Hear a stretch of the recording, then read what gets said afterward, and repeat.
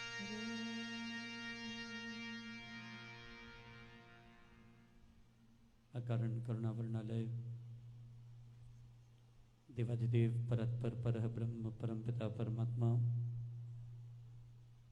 व पूज्य गुरुजनों की भावमयी दिव्य अति दिव्य अति पावन रमणीय सूक्ष्म उपस्थिति में उपस्थित मेरी निजात्म स्वरूप ज्योतिर्मयी प्रकाशमयी चैतन्यमयी अति पावन दिव्य आत्माओं, आप सबके भीतर विद्यमान सर्वनियंता सर्वव्यापक सर्वशक्तिमान अखिल ब्रह्मांड नायक जगदाधार सर्वेश्वर सर्वभूतात्मा अखिलेश्वर परमेश्वर को मेरे हृदय से कोटि कोटि नमन स्वीकार कीजिएगा, स्वीकार कीजिएगा। आज हम सबका ये परम सौभाग्य है एक ऐतिहासिक श्रीमद् भागवत कथा की पूर्ति के बाद आज पूरे मास का जो प्रवास पूरा हो रहा है,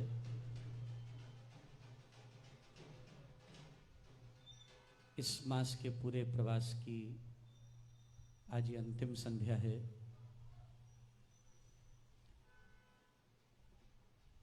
पटियाला से यात्रा शुरू हुई, दिल्ली में श्रीमद् भागवत की एक ऐतिहासिक कथा, जिस कथा को आपने स्वयं अनुभव किया, हनुमान भक्त सेवा परिवार के अथक पुरुषार्थ और भगीरथ प्रयास से ये दिव्य सत्संग संपन्न हुआ। सिरसा में 3 दिन श्री अमृतवाणी जी की धारा बही, लुधियाना में सिंघल जी और दीवान जी दोनों उपस्थित थे। पुनः एक ऐतिहासिक यज्ञ जिसमें लगभग 2000 लोग रोज सम्मिलित हो रहे थे और कल ही इंदौर से, मध्य प्रदेश से दिव्य शक्ति पीठ इंदौर, जहां सिंघल जी और दीवान जी फिर पहुंचे, महाकाल के दर्शन हमारे साथ किए और भूत भावन त्रिभुवन के अधिपति ने ऐसी कृपा की कि जब गर्भगृह में भस्म आरती हुई तो भोले बाबा और मेरे बीच में सिर्फ 6 इंच का फर्क था। एक ऐतिहासिक कथा, दिव्य शक्ति पीठ की पहली कथा, संस्थापना कथा पूर्ण हुई। और बंधुओं, कल बांके बिहारी के प्राकट्य दिवस पर, कल ठाकुर जी का प्राकट्य दिवस था, बिहारी जी के दर्शन भी अद्वितीय हुए, अलौकिक हुए। और इटर्नल वॉइस पेज पर शायद आपने जाकर देखा हो तो ठाकुर जी का बड़ा ही सुंदर श्रृंगार दर्शन कल बांके बिहारी का चित्र स्वयमेव आ गया। और बंधुओं, इस सब के चलते बड़े भाव और श्रद्धा सहित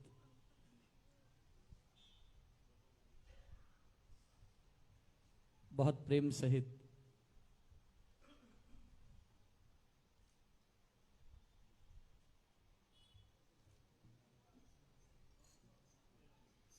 आज वो ऐतिहासिक पल फिर से हम साक्षी हो रहे हैं, जहां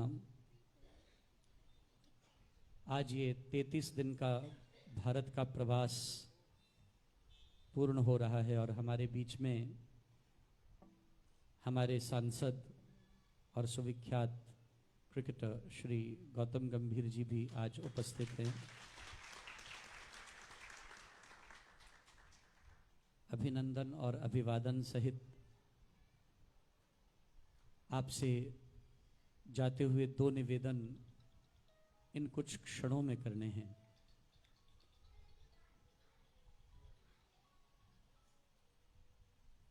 एक छोटी सी कथा सुनाकर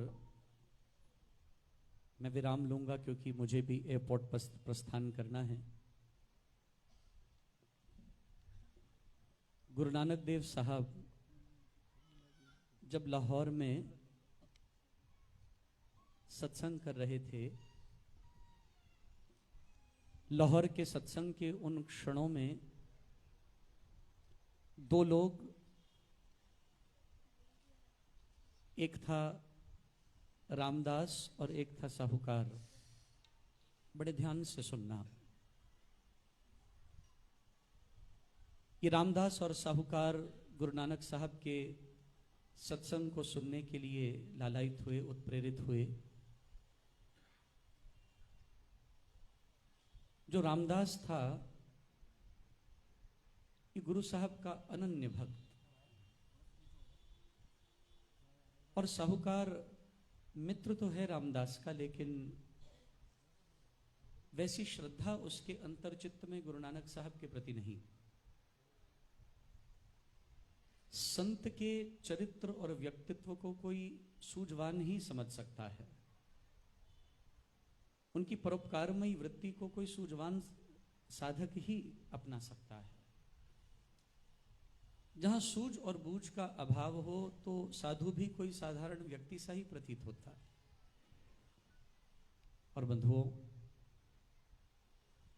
फिर से अपना लिखा हुआ शेर एक बार जरूर कहूंगा। बहते हुए अश्कों की जुबान नहीं होती, बहते हुए अश्कों की जुबान नहीं होती, लफ्जों में मोहब्बत बयां नहीं होती, मिले जो तुम्हें प्यार उसकी कद्र करना, किस्मत हर किसी पे मेहरबान नहीं होती।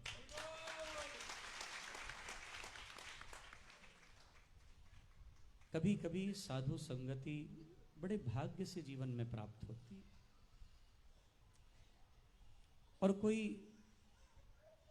साधु संगति से अपरिचित व्यक्ति ही उसको खोता है। अन्यथा जिनके अंतर चित्त में साधु के प्रति सूझ और बूझ होती है, जो विवेकी होते हैं, वे सत्संगति की घड़ियां कभी नहीं छोड़ते।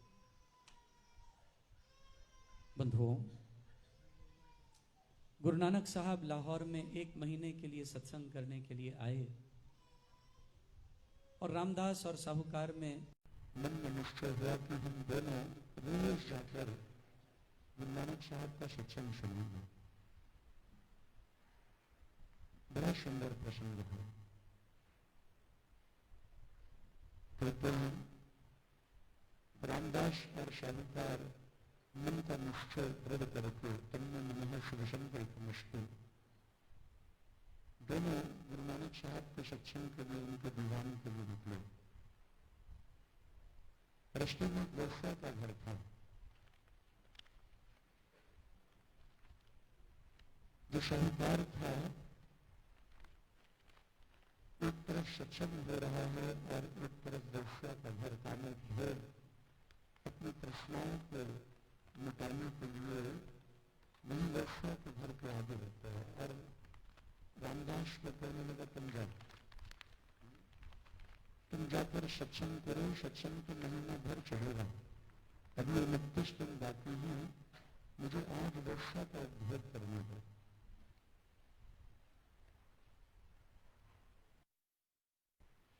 रामदास के लाख समझाने पर भी साहूकार वहां से नहीं उठा, नहीं टिके।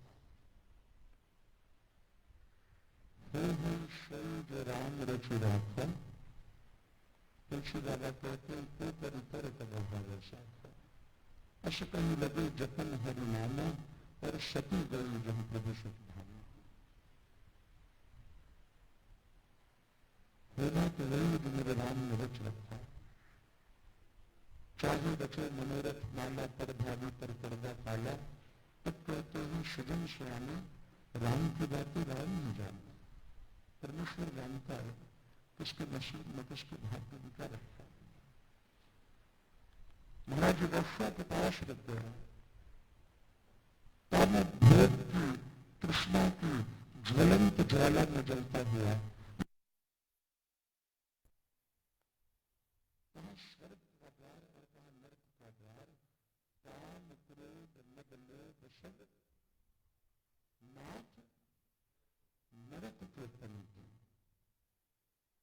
काम नरक का पंथ है, क्रोध नरक का पंथ है, मद नरक का पंथ है, लोभ नरक का पंथ है।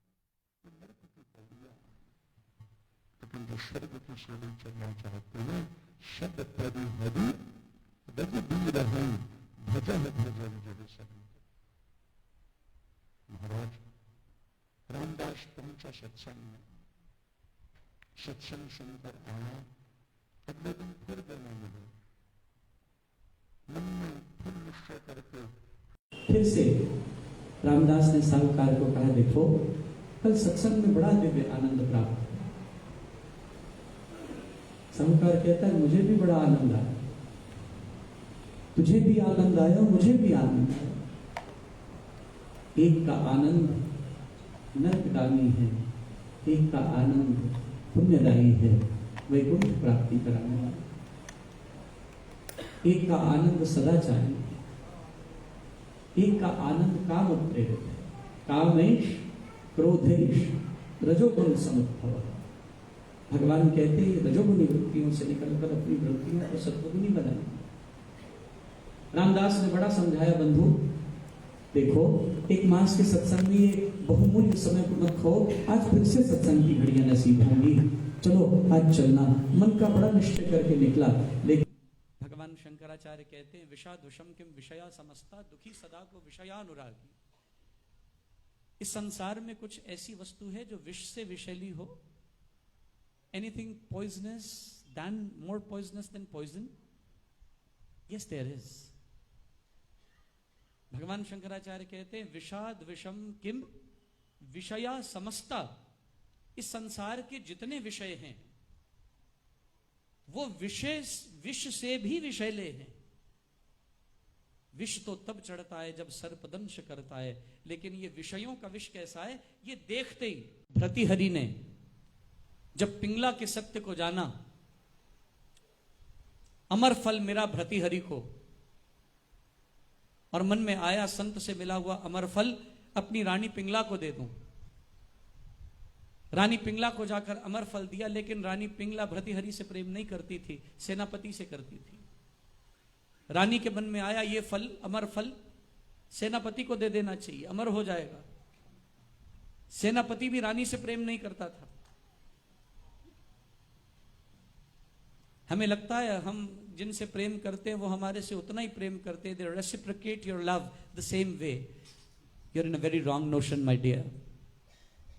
It's a very false notion, and the day it breaks, it is going to break you down to an extent that you will not like this world anymore.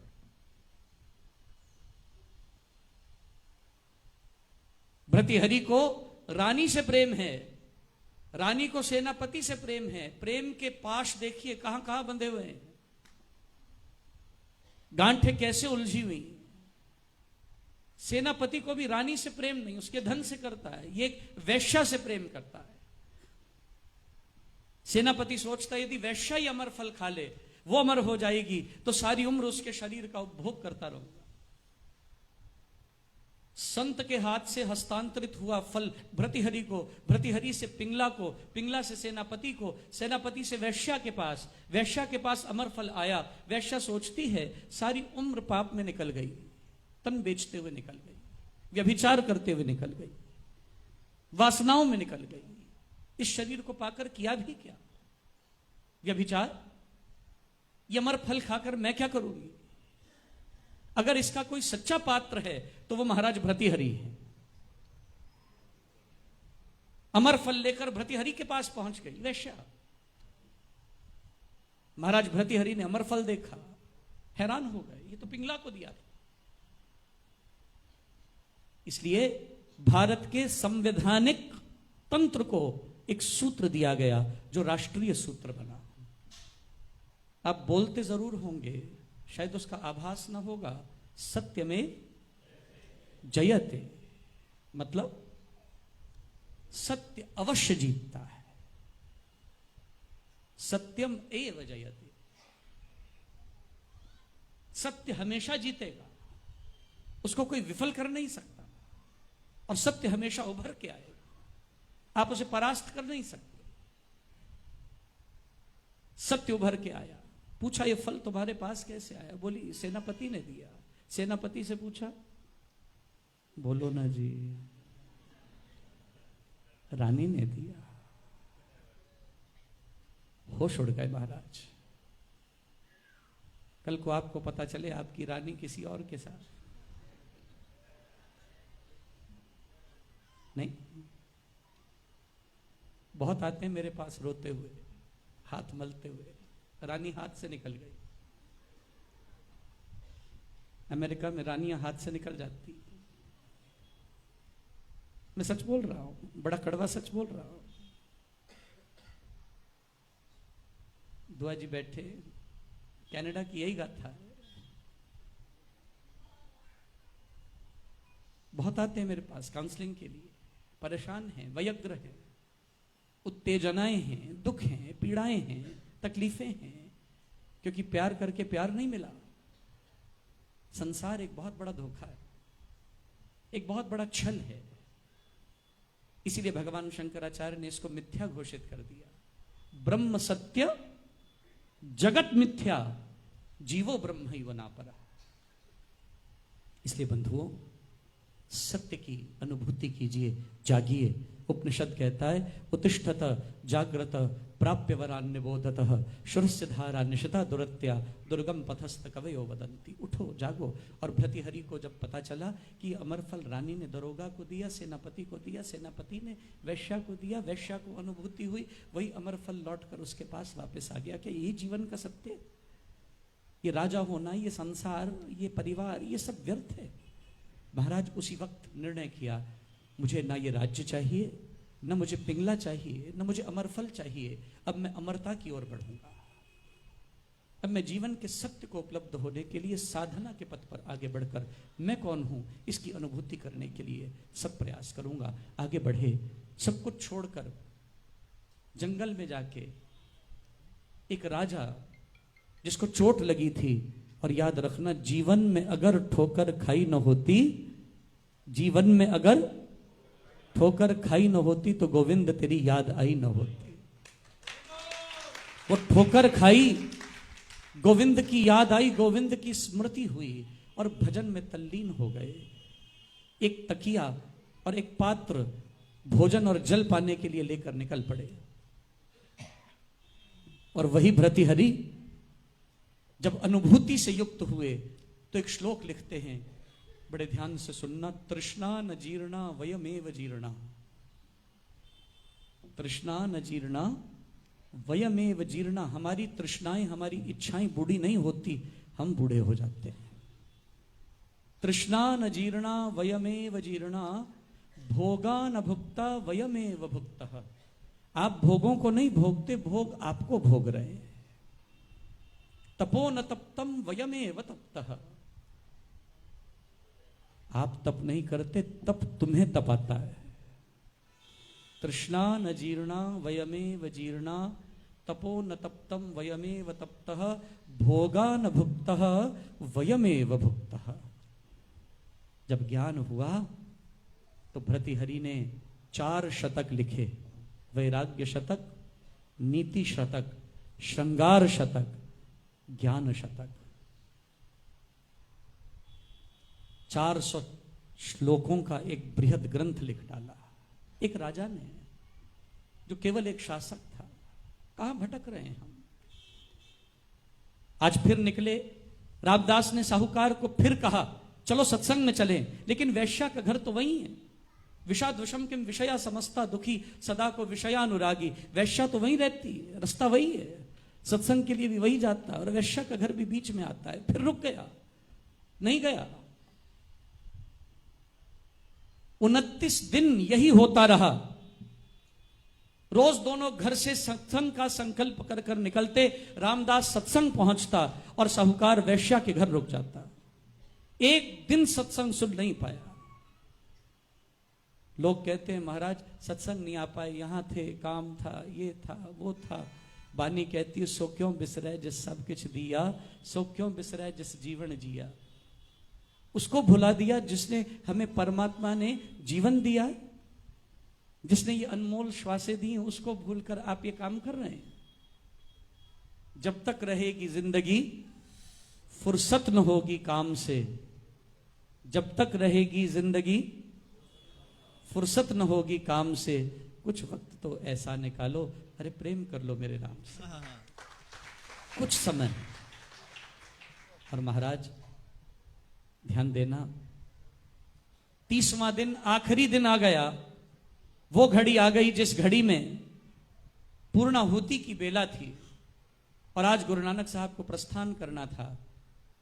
Ramdas और साहूकार फिर निकले। रामदास फिर सत्संग के लिए निकल पड़ा, वैश्या का घर आया, साहूकार फिर अटक गया, आज भी नहीं गया।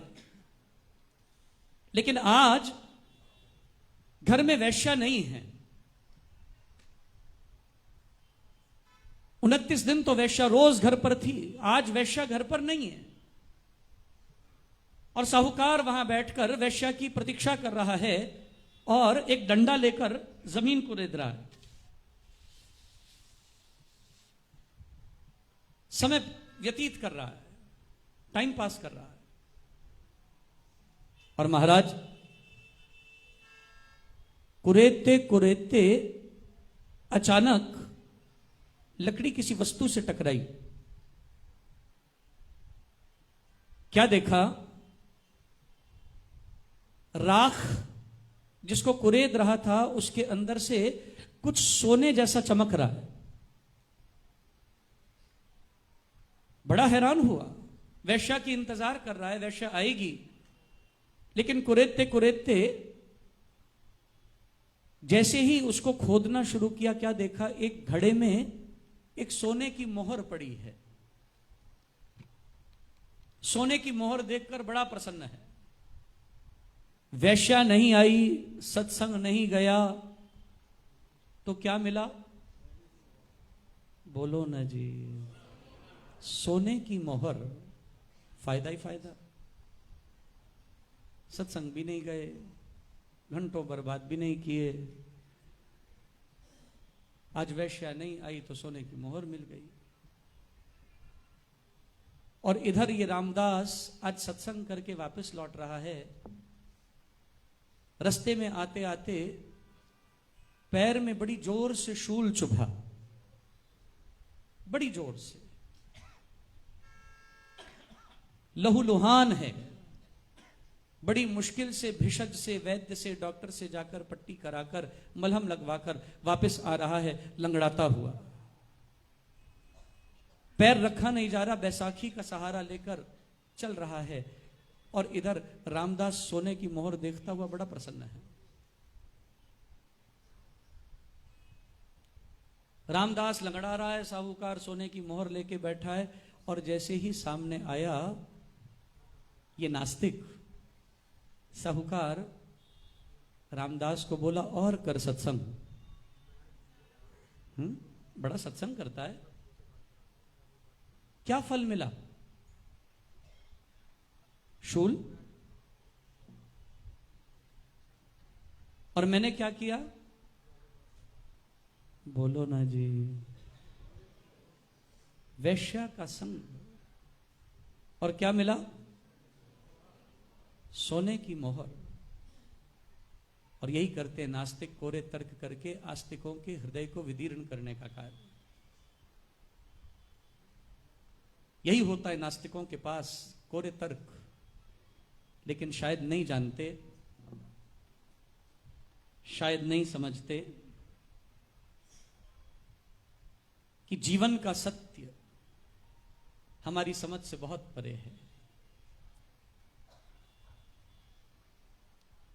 रामदास के मन में भी संशय पैदा हो गया। बिल्कुल सत्य कह रहा है, सत्संग करके शूल मिलता है और वैश्या का संग करके स्वर्ण की मोहर मिलती। बंधुओं, मन में आया गुरु नानक साहब के पास जाकर निर्णय करवाना चाहिए। धन गुरु नानक सच्चे पातशाह के पास दोनों निकल पड़े निर्णय लेने के लिए। वैश्या का संग करने वाले को सोने की मोहर और सत्संग करने वाले को शूल। ये कहां का न्याय महाराज? धन गुरु नानक साहब के पास जब पहुंचे, गुरु नानक साहब ने अंतर्ध्यान होकर देखा और दोनों को बताया बड़ी गंभीर बात। बोले साहूकार, तुम पूर्व जन्म के बहुत दानी राजा थे, बड़े दानी। तुम्हारे द्वारा प्रदत्त दान, सिख इतिहास इस बात की गवाही देता है, इस उदाहरण का साक्ष्य है। सूरज प्रकाश ग्रंथ में इसका विशेष वर्णन आया, इस साखी को अंकित किया गया। तुम पूर्व जन्म के बड़े दानी राजा थे, सबको दान देकर सबकी सुख समृद्धि और परमार्थ को साधने वाले थे। लेकिन इस जन्म में जब सत्संग नसीब हुआ, तुमने सत्संग को उपलब्ध न करके एक वैश्या का संग करा। तुम्हारे नसीब में एक नहीं, तू देखेगा साहूकार, उस घड़े को जो तुझे प्राप्त हुआ उसमें स्वर्णिम भस्म है। तेरे रोज प्राप्त होने वाले पुण्य से जो तुझे धन प्राप्त होने वाला था, तेरे किए जाने वाले पाप के द्वारा वो रोज विनष्ट हो रहा था। रोज तेरा पुण्य राख हो रहा था। लेकिन एक दिन तुझे वैश्या मिली नहीं, क्योंकि एक दिन वैश्या नहीं मिली, उसके बदले तुझे एक सोने की मोहर मिली। तुझे तो पूरा घड़ा मिलता। लेकिन ये जो बड़ा निर्दयी राजा था रामदास, जो छोटी से छोटी गलती के लिए लोगों को भयावह सजा देता था, किसी के हाथ काट देता, किसी की आंखें निकाल देता, किसी की जबान कील डालता, इस रामदास को तो मृत्युदंड प्राप्त होने वाला था। जपते राम राम जप पाठ, जलते कर्म बंध यथा काट। तान जब राम नाम की टूटे, भांडा भरा अभाग्य भय फूटे। मन का है राम नाम का ऐसा, चिंतामणि पारस मणि जैसा। इसने रोज सत्संग किया, इसलिए जो इसके लिए सूली थी ना, सत्संग करने के प्रभाव से वो सूली शूल बन गई। याद रखना, जो सत्संगति करते हैं, नेक विचारों से युक्त होते, good thoughts, good deeds and good words, they will gain everything in life. And the ones who don't are caught in the vices, जो विकारों से घिरे हुए हैं, लेस ऑफ वर्च्यूज, जो पुण्यों से हीन हैं, वो इस दलदल में धंस जाएंगे। यदा ते मोह कलिलम बुद्धिर तरि तरिष्यति। बचना इस सब से। मेरे पास समय का बहुत अभाव है। पिछले 33 दिन से मेरे साथ रहने वाले साक्षी हैं। 1.5 से 2 घंटा सोकर करीबन 21.5 घंटे, 22 घंटे सत्संग चलता रहा। लगातार सड़क पर भ्रमण ही रहा। लेकिन एक बात कहूँगा, मेरे पिछले 29 वर्ष के इतिहास में ये मेरी ऐतिहासिक यात्रा रही है। अपने शब्दों को यहीं विराम देते हुए हमारे बीच में हमारे वर्तमान सांसद, भारतीय जनता पार्टी के हमारे आदरणीय एवं माननीय श्री गौतम गंभीर जी यहाँ उपस्थित हैं। मैं उनसे आग्रह करूँगा वे 2 शब्द आपके साथ साझा करके अपना उद्बोधन आपको प्रदान करने की कृपा करेंगे। अतिभाव और प्रेम सहित, श्रद्धा सहित मैं उन्हें आमंत्रित करूंगा कि वे आपके साथ 2 शब्द साझा करें। धन्यवाद।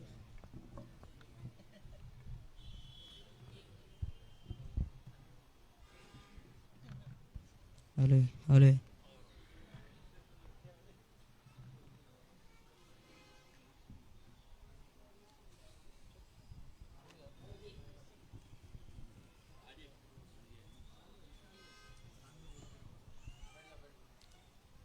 परम पूजनीय स्वामी नलिनानंद गिरी जी, श्री हनुमान भक्त सेवा परिवार द्वारा आयोजित ये कार्यक्रम जो किया गया है, कपिल सिंगल जी, दीवान चंद गोयल जी, नरेश अग्रवाल जी, रमेश गर्ग जी जो हमारे यहाँ के प्रत्याशी हैं। देखिए मैं यहाँ पर कोई आपको, और ये वो जगह भी नहीं है कि यहाँ पर मैं आपको कोई पॉलिटिकल भाषण देने आऊँ, और ना मैं यहाँ पर आपसे किसी भी वोट की कोई अपील करने आया हूँ। देखिए बजरंग बली भगवान राम के भक्त थे। भगवान राम सच हैं, सच्चाई है, और बजरंग बली शक्ति है।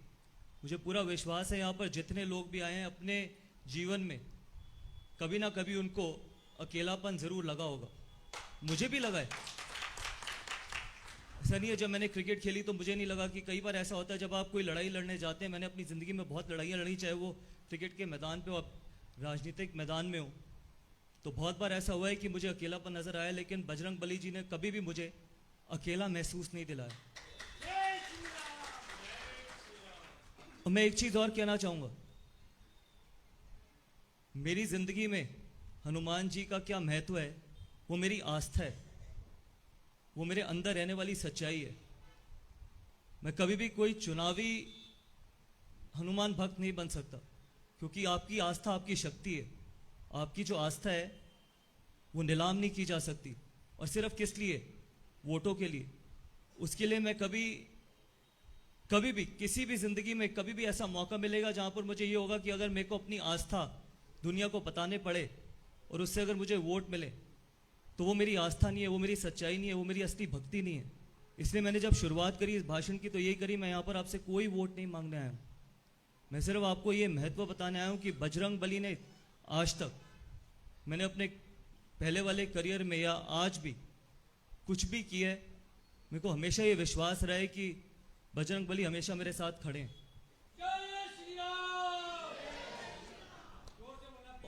और ये चीज जरूर कहूंगा कि बहुत बार आपकी जीवन में ऐसा वक्त आएगा जब आपको सच के साथ खड़ा होना पड़ेगा और आपको झूठ का सामना करना पड़ेगा। लेकिन अगर आप सच्चे हनुमान भक्त हैं तो सामने चाहे 130 करोड़ जनता हो, अगर आपको सच के साथ खड़ा होना है तो वो आपकी असली भक्ति है, वो आपका असली विश्वास है। अगर आप भगवान हनुमान जी में विश्वास रखते हैं तो आप अपने आप को कभी भी अकेला महसूस नहीं करेंगे। आप सच के साथ खड़े होंगे और झूठ का सामना करेंगे। यही मैंने अभी तक अपने 41 साल में किया और सीखा है, और हमेशा ये कोशिश रहती है जिस भी दिन जब भी मैं सुबह उठता हूँ अपने आप को यही कह के उठता हूँ कि आज बजरंग बली मेरे साथ है, और कभी ऐसा मौका ना आए कि कभी मुझे झूठ के साथ खड़ा होना पड़े, और ना उससे पहले वो मेरी असली भक्ति होगी। तो मुझे पूरा विश्वास है आप सब, जो मैंने थोड़ा सा आपको बताया, आप सब ने ये महसूस भी किया होगा, इसलिए आपने मुझे इतना प्यार दिया, इसका दिल से धन्यवाद। जय हिंद। देखिए यहाँ पर रमेश गर्ग जी भी हैं, वो खुद हनुमान जी के भक्त है, वो भी आपको थोड़ा बताएंगे। गद्दी पर विराजमान गुरु महाराज जी के चरणों में नमन। और हमारे सांसद गौतम गंभीर जी ने बता दिया, मैं उनका भी धन्यवाद करता हूं। और सब राम भक्त, जितनी भी राम भक्त बैठे हैं, सबको जय श्री राम, जय श्री राम। भाइयों, गौतम जी ने कहा है कि राजनीति बात यहाँ नहीं होगी। मैं भी एक राम भक्त हूँ, हनुमान जी का भक्त हूँ, और आप सबके बीच का आदमी हूँ। मैं कोई नेता नहीं हूँ, एक छोटा सा कार्यकर्ता हूँ, छोटा सा भक्त हूँ। कृपा करके मुझे आशीर्वाद दीजिए। जय श्री राम।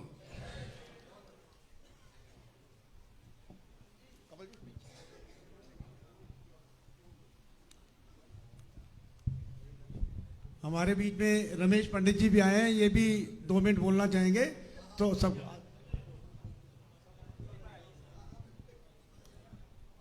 पूज्य महाराज के चरणों में नमन करते हुए अपने आदर और मान के योग्य पूर्वी दिल्ली के जुझारू और लोकप्रिय सांसद, जिन्होंने खेल की दुनिया में हिंदुस्तान का रोशन ऐसा नाम किया कि आज वो पूर्वी दिल्ली के सबके दिलों के चहेते बन चुके हैं, माननीय गौतम गंभीर जी।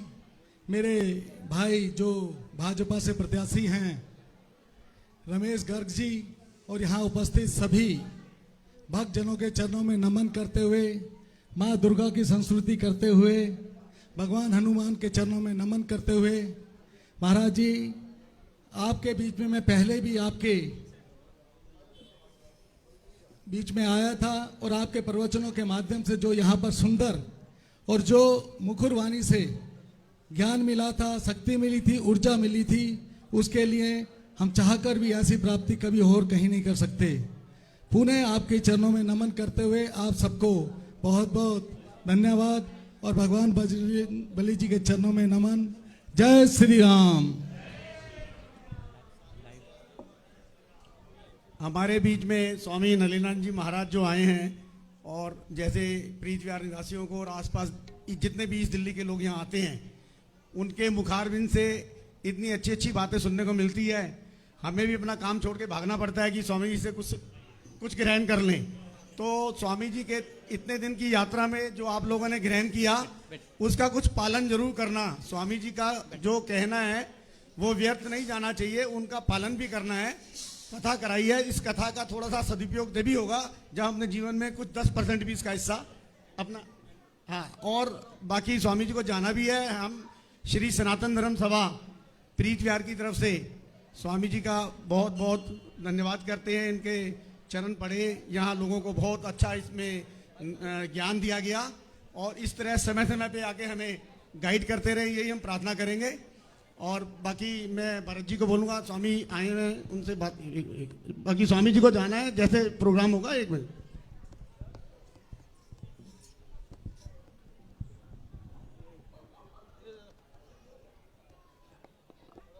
हमारे बीच में आदरणीय श्री राम मिलन शुक्ला जी भी मौजूद हैं। मैं उनका भी अभिनंदन और अभिवादन करता हूँ।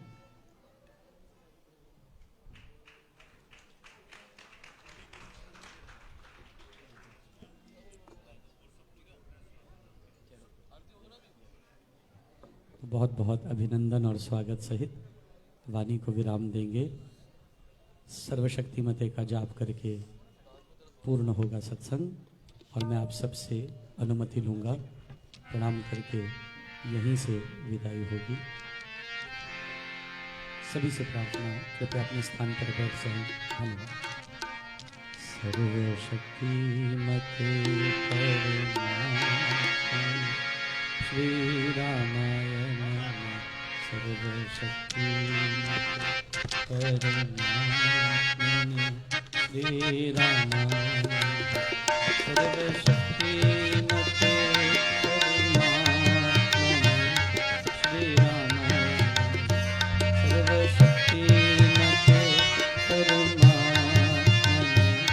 श्री रामाय सर्वशक्तिमते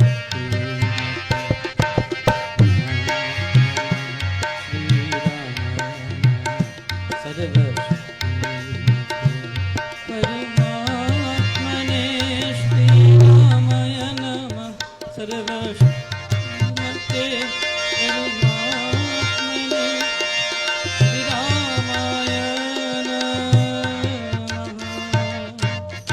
वंदे मातरम वंदे मातरम सुजलाम सुफलाम मलयजशीतलाम शस्य श्यामलाम मातरम वंदे मातरम वंदे मातरम शुभ्र ज्योत्स्नां पुलकितयामिनी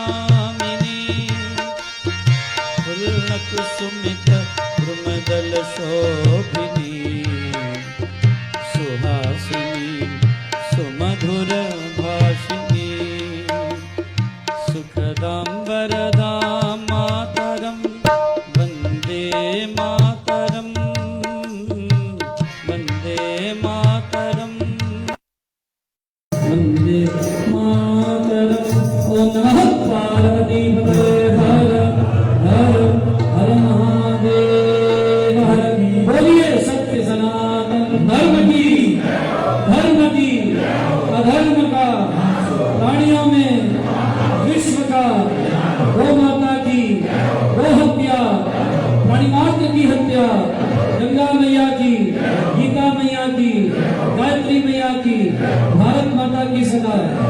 देशों की, सब धर्मों की, सब पंथों की, सब संतों की, सब ग्रंथों की, जो बोले सो निर्भय बोलिए सत्य सनातन धर्म की।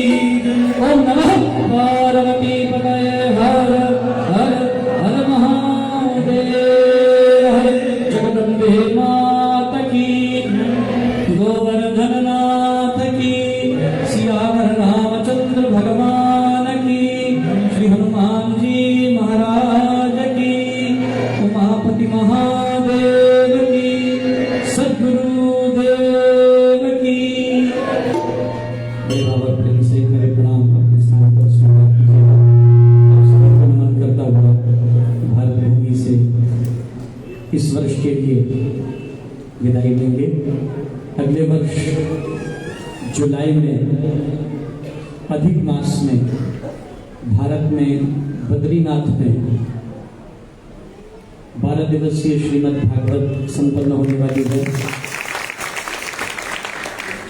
उसके बाद अयोध्या में कल मैं परम पूज्य श्री स्वामी महेंद्र दास जी महाराज के साथ था, जो अयोध्या न्यास के उत्तराधिकारी हैं।